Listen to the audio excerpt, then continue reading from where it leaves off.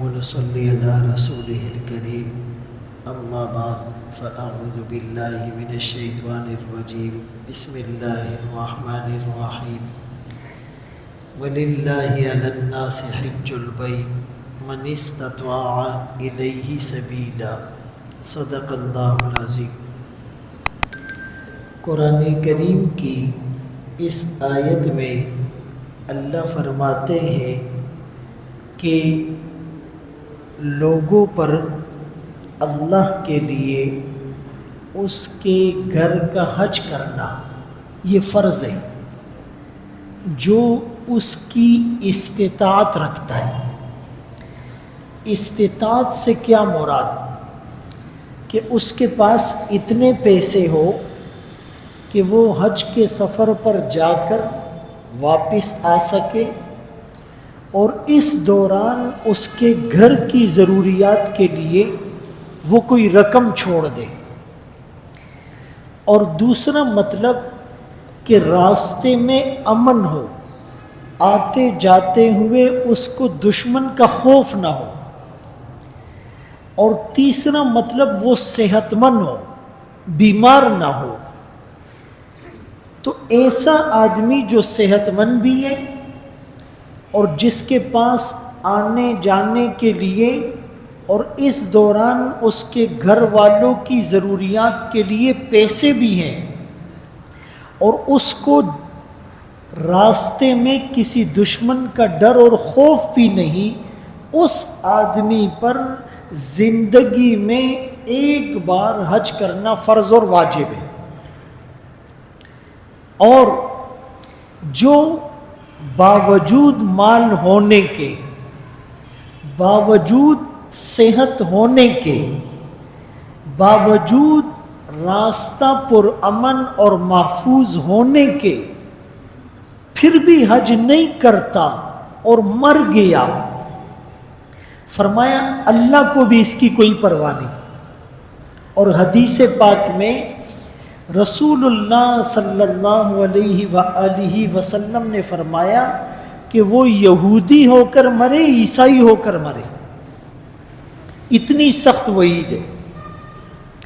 آپ اس کو یوں بھی سمجھ سکتے ہیں کہ ایک آدمی کسی کو اپنے پاس آنے کی دعوت دے کہ تم میرے پاس آؤ، کہتے یہ لو میں خرچہ دے رہا ہوں، آنے جانے کا ٹکٹ بھی میں دے رہا ہوں، تم میرے پاس آؤ، اور وہ پھر بھی نہ جائے، تو یہ تو بے ادبی ہوتی ہے۔ تو اللہ نے مال بھی دیا، صحت بھی دی، اسباب بھی دیے، وسائل بھی دیے، دعوت بھی دی، اور حج کرنے پر جنت کا بدلہ اور وعدہ بھی کیا، اور اس کے باوجود بھی آپ کا میں نے نہیں جانا، تو ایک تو یہ بے ادبی ہے، اللہ کی دعوت کو ٹھکرانا ہے اور اپنے آپ کو مستغنی سمجھنا ہے کہ مجھے مغفرت کی اور جنت کی کوئی ضرورت نہیں۔ بہت سے لوگ اس دھوکے میں ہیں، او جی ابھی جوان ہیں، بوڑھے ہوں گے تو پھر گناہ چھوڑ دیں گے، ابھی جوانی میں حج کر بھی لیا تو گناہ تو نہیں چھوٹیں گے، تو ایسے حج کا کیا فائدہ، بوڑھے ہوں گے تو پھر گناہ بھی چھوڑ دیں گے، حج بھی کر لیں گے۔ ایک تو ان سے پوچھا جائے کہ تمہارے پاس یہ گارنٹی ہے کہ تم بوڑھے ہوگے، تم زندہ رہو گے؟ دوسرا یہ سوال کیا جائے یہ گارنٹی ہے کہ تمہارے پاس مال ہر وقت رہے گا، صحت ہر وقت رہے گی، یوں امن اور حفاظت ہر وقت رہے گی؟ تو یہ بھی ایک دھوکہ ہوتا ہے۔ شیطان کسی کو ہاتھ سے پکڑ کر مسجد آنے سے نہیں روکتا، کسی کو باندھ کر حج میں جانے سے اور تبلیغ میں جانے سے اور جہاد میں جانے سے نہیں روکتا، وہ بڑا لاجیکل وے میں آپ کو مس گائیڈ اور پرووک کرتا ہے کہ جی اگلے سال کر لینا، اس سال ذرا معاملات ٹائٹ ہے۔ یعنی شادی کے لیے اس کے پاس پیسے ہیں، گاڑیوں کے لیے اس کے پاس پیسے ہیں، پراپرٹی خریدنے کے لیے اس کے پاس پیسے ہیں، عیاشی کے لیے اس کے پاس پیسے ہیں. ایسے لوگوں کو بھی ہم نے دیکھا, آپ نے بھی دیکھا ہوگا, کہتے 50 ملکوں میں ٹور کر چکا ہوں, حج کی توفیق نہیں ملی. یہ بدقسمتی ہے. کسی کو یہ کہتا ہے بڑھاپے میں گناہ بھی چھوڑ دیں گے, حج بھی کر لیں گے, ابھی نہیں جاؤ. اسی لیے حج کے فضائل سامنے ہو. رسول اللہ صلی اللہ علیہ وسلم نے فرمایا, جس نے اللہ کے لیے حج کیا. کیا مطلب؟ آپ نے فرمایا ایسا زمانہ آئے گا کہ مالدار لوگ حج کریں گے سیر و تفریح کے لیے. چلو آؤٹنگ بھی ہو جائے گی, سیر و تفریح بھی ہو جائے گی. مالدار لوگ سیر اور تفریح کے لیے حج کریں گے, اور درمیانے لوگ, متوسط طبقہ جو مڈل کلاس ہوتا ہے, وہ تجارت کے لیے حج کریں گے. وہاں جائیں گے, وہاں سے سونا خرید لیں گے, یہاں سونا بیچ دیں گے, ریال خرید لیں گے, یہاں ریال بیچ لیں گے, کچھ چیزیں لے آئیں گے, وہ یہاں بیچ دیں گے. وہ تجارت کے لیے حج کریں گے. اور علماء شہرت کے لیے حج کریں گے, وہ جی میرے 20 حج ہو گئے, میرے 30 حج ہو گئے. اور غریب مانگنے کے لیے حج کریں گے. پاکستان کے بہت سے علاقوں کے لوگ حج اور عمرے پر جاتے ہیں, وہاں بھیک مانگتے ہیں. ابھی تو نیا طریقہ شروع ہو گیا ہے. خود اس دفعہ عمرے میں 2-3 دفعہ مجھے ایسے لوگ ٹکرے. بھائی لمبا قد ہے, پاکستانی ہے, داڑھی ہے, رومال باندھا ہوا ہے, استری شدہ کپڑے, احرام کرتے ہوئے آپ کے قریب ہو جائیں گے. السلام علیکم حضرت, خیریت سے؟ جی. آپ پاکستان سے؟ جی میں پاکستان سے ہوں. بس جی وہ میں بھی فیملی کے ساتھ عمرے پر آیا تھا اور میری جیب کٹ گئی, اور اب میں کسی سے مانگ بھی نہیں سکتا, اور صبح سے جو ہیں وہ والدہ ہیں اور بچے ہیں, انہوں نے بھی کچھ نہیں کھایا, تو آپ 100-200 ریال دے دیں. اچھا وہ الحمدللہ لوگوں کو تو اندازہ ہوتا ہے کہ یہ گینگ ہے, مانگنے کے نئے طریقے. اچھا ہم نے تو نہیں دیا, لیکن ایک ساتھی نے اس کا پیچھا کیا. وہ کہا کہ یہ 2-3 دن سے لوگوں سے مانگ رہا ہے, کوئی 50 دے رہا ہے, کوئی 100 دے رہا ہے, عورتیں مانگ رہی ہے.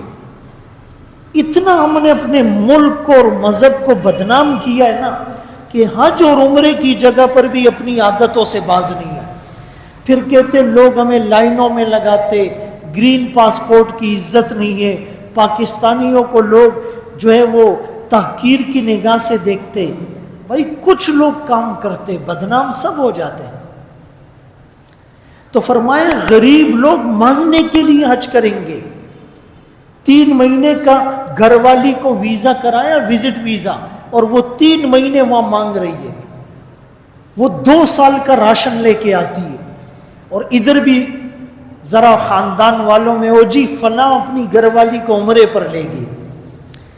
تو اللہ تعالیٰ حفاظت فرمائے. اللہ کے رسول صلی اللہ علیہ وسلم نے پہلے سے ان باتوں کی طرف نشاندہی فرمائی. فرمایا من حج للہ, اللہ کے لیے حج کیا, فلم یرفس, اس حج میں کوئی بے حیائی والے کام بھی نہیں کیے. کیا مطلب؟ لوگ یہ سمجھتے او جی بلاوا آ گیا, اور بلاوا تو نصیب والوں کو آتا ہے. ارے بھائی یہ جملہ وہ کہیں جو وہاں جا کر اللہ کو راضی کرے, گناہوں سے بچے, اور جس کا حج قبول ہو جائے. میرے اور آپ کے لیے یہ جملہ کہنا بہت خطرناک ہے. او جی بلاوا آ گیا, بلاوا تو نصیب والوں کو آتا ہے. حضرت صاحب کو بلاوا آیا, وہاں پر گئے, بدنظری کر رہے, طواف کے دوران, سعی کے دوران, ہوٹل میں, مارکیٹ میں غیبت کر رہا ہے, موبائل میں الٹی سیدھی چیزیں دیکھ رہا ہے, ٹی وی دیکھ رہا ہے, لوگوں کا دل توڑ رہا ہے. اور کہتے جی بس بلاوا آ گیا، ہر سال حج اور عمرے پر جا رہا ہوں۔ نہیں میرے دوست، یہ بلاوا نہیں ہے، یہ تو دل کو بہلانے والی بات ہے۔ دل کے بہلانے کو غالب یہ خیال اچھا ہے۔ بعض لوگ کہتے ہیں نا جی حج ایک دفعہ فرض ہے، یار بار بار کیوں کرتے ہو؟ بھائی ایک حج جس کا قبول ہو جائے ٹھیک ہے، لیکن ہم تو 100 حج کے بعد بھی یہ کہہ نہیں سکتے ہمارا حج قبول ہوا ہے۔ اس لیے جس کو توفیق اللہ دے بار بار جائے، یا اللہ یہ حج قبول کر لے، اب غلطی نہیں کروں گا، علماء سے پوچھ کر مسائل کو سیکھ کر وہاں پر علماء کی نگرانی میں حج کریں، تب جا کے اس کو سکون مل سکتا ہے، اطمینان ہو سکتا ہے یہ قبول ہو جائے۔ تو فرمائیں جس نے اللہ کے لیے حج کیا اس میں بے حیائی کا کوئی کام نہیں کیا، اور اس نے کوئی اس میں جھوٹ بھی نہیں بولا، لڑائی بھی نہیں کی، وہ حج کے بعد ایسے لوٹے گا جس دن ماں نے اسے جنا تھا اس پر کوئی گناہ نہیں تھا۔ اللہ ایسے گناہوں سے پاک صاف کر لیں گے۔ اللہ ہم کو ایسا حج نصیب فرمائے۔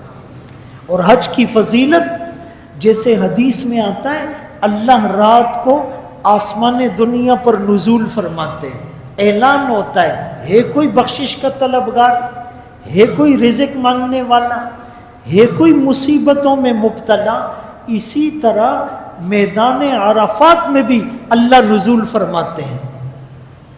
فرمایا اللہ میدان عرفات میں لاکھوں حاجیوں کو احرام کی حالت میں دیکھ کر فرشتوں پر فخر فرماتے ہیں، دیکھو میرے ان بندوں کو، پراگندہ بال ہے، میلے کچیلے کپڑے ہیں، سر میں ٹوپی نہیں، ہاتھ میں گھڑی نہیں، کوئی فخر اور غرور نہیں، کوئی ٹیگ نہیں۔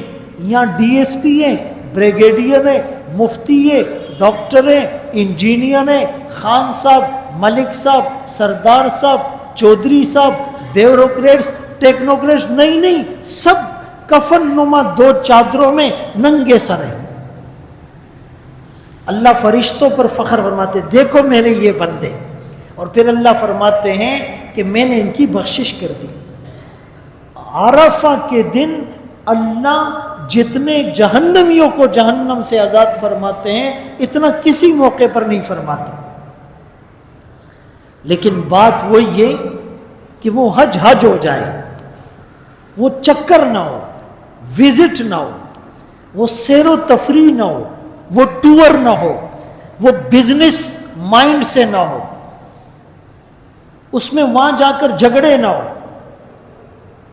ہر نماز کے بعد ایک شاپنگ سینٹر میں جانا ہے، ہر نماز کے بعد۔ تو جو تھوڑا بہت ثواب کمایا ہوتا ہے نا وہ ضائع کر دیتے، پھر نماز کا وقت ہوتا ہے پھر جاتے، پھر تھوڑی سی روحانیت آتی ہے نکل کے پھر دوسرے شاپنگ سینٹر میں جاتے ہیں۔ ایسا ہے یا نہیں؟ ہے بالکل۔ تو میرے محترم دوستوں، بھائیوں، بزرگوں، عبادات کو سیکھ کر کرنا، اس کا استحضار ہو، اس کا فلسفہ اور لوجک سامنے ہو، اس کے مسائل کا پتہ ہو، آداب کا پتہ ہو، پھر وہ عبادت آپ کے اندر تبدیلی لائے گی، ورنہ ہندوستان خدای ناراضہ، یہی بات ہوگی۔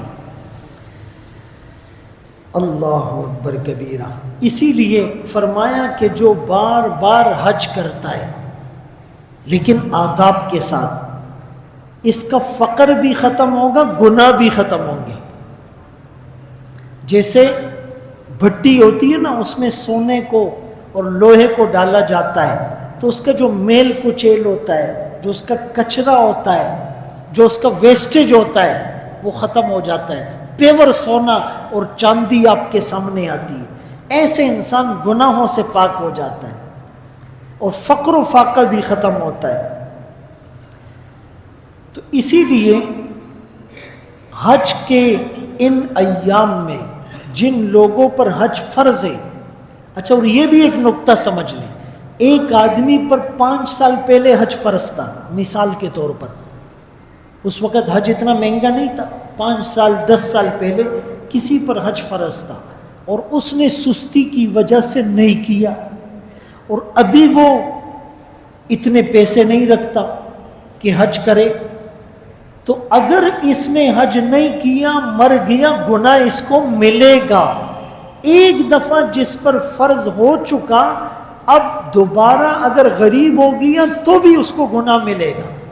اس لیے اس موقع کو غنیمت سمجھے، اور مرنے سے پہلے مرنے کی تیاری یہ ہے کہ اتنے بڑے فریضے سے اور اتنی بڑی سعادت سے ہم محروم نہ ہو۔